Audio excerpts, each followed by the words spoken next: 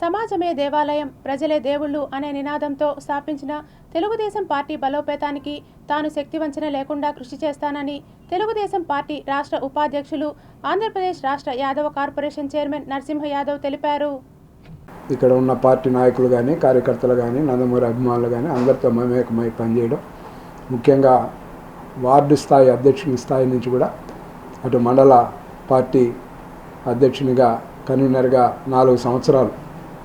కమిటీలు లేకుండా తిరుపతిలో నన్ను శంకరెడ్డి గారు, మోహన్ ఎమ్మెల్యే గారు ఉన్నప్పుడు కూడా 4 సంవత్సరాలు కంటిన్యూ చేయడం జరిగింది. అటు తర్వాత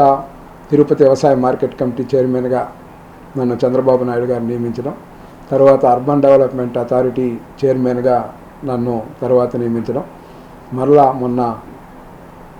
ఏదైతే రాష్ట్ర యాదవ్ కార్పొరేషన్ చైర్మన్గా ఈ 3 పదవులు కూడా అధికార పదవులు చేయడం జరిగింది. కానీ అధికార పదవుల కన్నా కూడా పార్టీ పదవులు అనేకం కూడా ఉమ్మడి ఆంధ్రప్రదేశ్లోనే కాకుండా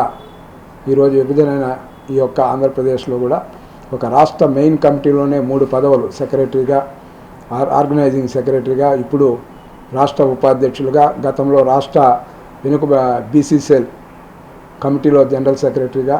అదేవిధంగా జిల్లా కమిటీలో అనేక పదవులు నిర్వహించే బాధ్యతను మాకు కల్పించిన శ్రీ ఎన్టీ రామారావు గారు, నారా చంద్రబాబు నాయుడు గారు, ఇప్పుడు నారా లోకేష్ గారికి ప్రత్యేకంగా కూడా కృతజ్ఞతలు తెలియజేయడం కాకుండా సిటీ కేబుల్ యాజమాన్యంతో మొదటి నుంచి కూడా ఏ కార్యక్రమం చేసినా కూడా